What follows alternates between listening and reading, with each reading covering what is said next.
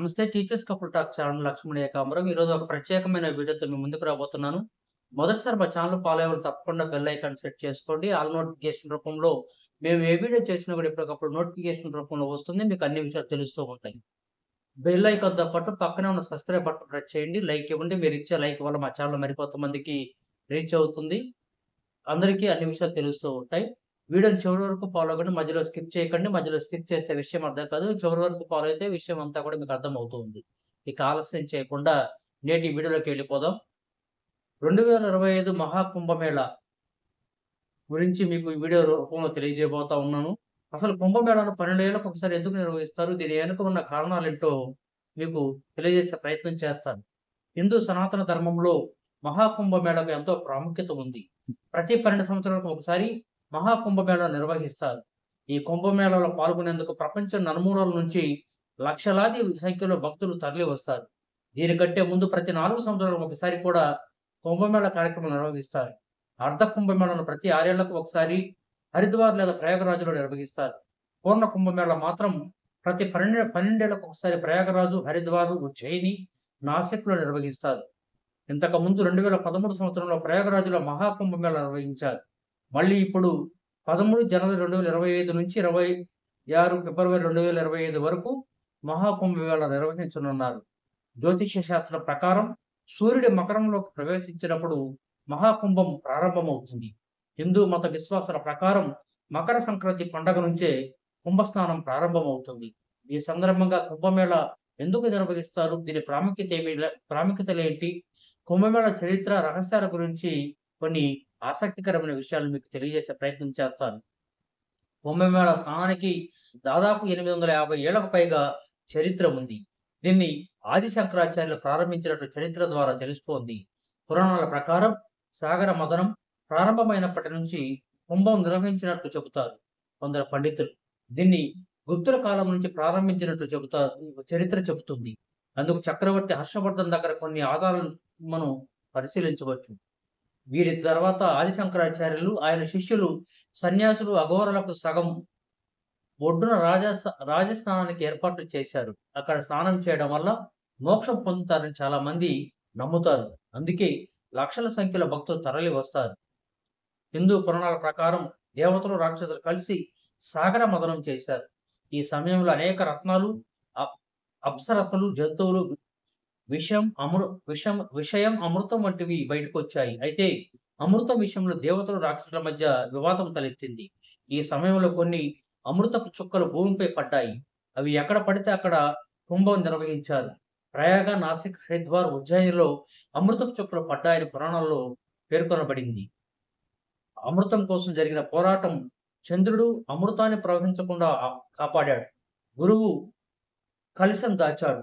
సూర్యదేవుడు కలశాన్ని పగిలిపోకుండా కాపాడాడు. శనిదేవుడు ఇంద్రుని కోపం నుంచి రక్షించాడు. అందుకే ఈ గ్రహాలు కలిసిన ప్రతి సమయంలో మహాకుంభం నిర్వహించబడుతుంది. ఎందుకంటే ఆ గ్రహాల కలయిక వేళ అమృత పాత్ర రక్షించబడింది. ఆ తర్వాత దేవతలందరూ విష్ణుమూర్తి సాయంతో అమృతాన్ని సేవించారు. కుంభమేళా వేళ స్నానాన్ని రాజస్నానంగా పరిగణిస్తారు.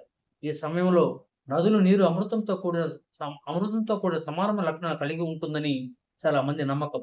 అంతేకాదు సకల దేవతల అనుగ్రహం లభిస్తుందని కూడా నమ్ముతారు. ముఖ్యంగా ప్రయాగరాజులో రాజస్నానానికి మతపరమైన ప్రాముఖ్యత ఉంది. అక్కడ యమునా, సరస్వతి, గంగా నదులు కూడా కలుస్తాయి.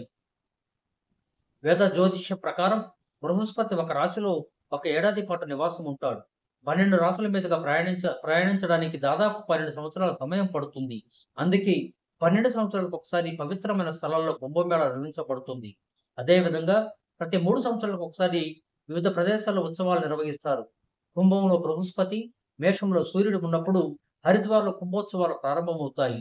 ఇదిలా ఉండగా హిందూ గ్రంథాల ప్రకారం భూలోకంలో ఒక ఏడాది దేవతలకు ఒక రోజుతో సమానం. దీని ప్రకారం దేవతలు, రాక్షసుల మధ్య 12 ఏళ్ల పాటు యుద్ధం జరిగింది. అందుకే 12 సంవత్సరాలకు ఒకసారి కుంభమేళా నిర్వహించబడుతుంది. దేవతలకు 12 సంవత్సరాలు అయితే భూలోకంలో 144 సంవత్సరాలకు సమానం. అందుకే ఈ సమయంలో భూమిపై మహాకుంభమేళా కార్యక్రమాన్ని నిర్వహిస్తారు. జనవరి 13, 2025 పుష్య పూర్ణిమ, జనవరి 14, 2025 మకర సంక్రాంతి, జనవరి 29, 2025 మౌని అమావాస్య, ఫిబ్రవరి 3, 2025 వసంత పంచమి, ఫిబ్రవరి 12, 2025 మాఘ పూర్ణిమ, ఫిబ్రవరి 26, 2025 మహాశివరాత్రి రోజున కుంభమేళ కుంభమేళ చివరి పుణ్యస్నానం ముగుస్తుంది. ఈ విధంగా కుంభమేళాని అంగరంగ వైభవంగా నిర్వహించడానికి ప్రభుత్వ పరంగా కూడా వేల కోట్ల బడ్జెట్‌ని రిలీజ్ చేసి ప్రత్యేకమైన సదుపాయాల్ని సా బ భక్తులకు కల్పించడం జరుగుతుంది. అలానే కుంభమేళలో నాగసాధువులు అంటే ఎవరు? కుంభమేళలో ఎందుకు కనిపిస్తారంటే ప్రపంచ ప్రపంచవ్యాప్తంగా ఉండే హిందువులందరూ కుంభమేళాను ఎంతో పవిత్రంగా భావిస్తారు. పుష్కరానికి ఒకసారి నిర్వహించే ఈ మహా కుంభమేళాకు ఎన్నో ప్రత్యేకతలుంటాయి. ఈ నేపథ్యంలో వచ్చే ఏడాది జనవరి 13, 22 నుంచి కుంభమేళా ప్రయాగలో నిర్వహించబడుతుంది. అయితే కుంభమేళాకు నాగు సాధువులు ఖచ్చితంగా కనిపిస్తారు. వీరిని తపోసాధువులని ఎందుకు అంటారు? వీరు ఎందుకు నగ్నంగా ఉంటారు? ప్రతి 12 సంవత్సరాలకు ఒకసారి జరిగే కుంభమేళాకు ఎందుకు వస్తారు? వీరిని చూసేందుకు, వీరి ఆశీస్సులు తీసుకునేందుకు భక్తులు తరలి వస్తారని నమ్ముతూ ఉంటాం. నాగసాధువులు ప్రత్యేక వస్త్రధారణ కలిగి ఉంటారు. వీరి జీవన శైలి కూడా సాధారణ ప్రజల కంటే చాలా భిన్నంగా ఉంటుంది. వీరు ఆధ్యాత్మిక సనాతన ధర్మాన్ని రక్షించడంలో ముఖ్యమైన పాత్ర పోషిస్తారు. నాగసాధువు అంటే వివిధ ఆకారాలకు చెందిన వారు. వీరు బట్టలు, బంధాలు, ఇతర వాటిని త్యజించి సన్యాసి జీవితాన్ని గడుపుతారు. వీరి ఆచారాల ప్రకారం శీతాకాలం, వేసవికాలం అయిన నగ్నంగా ఉండాలి. వీరు తమ మనసుతో శరీరాన్ని శాసిస్తారు. తపస్సు, ధ్యానం, బ్రహ్మచార్యాన్ని ఖచ్చితంగా పాటిస్తారు. అంతేకాదు జనాభాస్థలకు చాలా దూరంగా ఉంటారు. వచ్చే ఏడాది జనవరి 13, 20, 2025న కుంభమేళా కార్యక్రమం ప్రారంభమవుతుంది. ఈ కుంభమేళా వంటి ప్రత్యేక సమయాల్లో మాత్రమే వీరు బయటకు వస్తుంటారు. నాగసాధువులు అనునిత్యం ధ్యానంలో ఉంటూ సమాజానికి దూరంగా ఉంటామని దేవుని ముందు ప్రమాణం చేస్తారు. వీరు తమ అనుభవాలను, ఆలోచనలు కేవలం నాగసాధువులు మాత్రమే పంచుకుంటారు. అందుకోసం కుంభమేళా వేదికగా చేసుకుంటారు. ఈ సందర్భంగా గంగా నదిలో పుణ్య స్నానాలు ఆచరిస్తారు. భక్తులకు హితబోధ చేస్తారు. అంతేకాదు తమ శక్తియుక్తులను కూడా ప్రదర్శిస్తారు. వీరు మహాకుంభమేళా సందర్భంగా ఒంటి నిండా భస్మం, పూలు, తిలకం, రుద్రాక్షలు, రోలి చందనం, డమరుకం, కాజల్, ఇనుప ఉంగరం, అర్ధచంద్రుడు, త్రిశూలం, గద్దె తదితర ఆయుధాలను ధరించి అందరినీ ఆకర్షిస్తారు. వీరి ఆశీస్సులు పొందేందుకు భక్తులు భారీ సంఖ్యలో తరలి వస్తూ ఉంటారు. నాగసాధువులందరూ ఎల్లప్పుడూ నగ్నంగా ఉంటారు. ప్రత్యక్షంగా కనిపించే గగనాన్ని తమ దుస్తులుగా పరిగణిస్తారు. కత్తి, త్రిశూలం తదితర ఆయుధాలను ఎలా వాడాలో నాగసాధువులకు బాగా తెలుసు. వీరు ఎల్లప్పుడూ చల్లని నీటితో స్నానం చేస్తూ ఉంటారు. అనునిత్యం శివయ్యను స్మరించుకుంటూ కఠిన తపస్సు చేస్తారు. కుంభమేళా పూర్తయిన తర్వాత తాము నివసించే అడవులు, కొండలకు వెళ్ళిపోతూ ఉంటారు. హిందూ పురాణాల ప్రకారం కుంభమేళా సమయంలో గంగా, యమున, సరస్వతి సంగమం అయ్యే ప్రాంతంలో భక్తులు పుణ్యస్నానాలు చేస్తారు. ఈ నదుల్లో స్నానం చేసేందుకు కొన్ని వేల కిలోమీటర్ల దూరం నుంచి ప్రయాణం చేస్తూ ఉంటారు.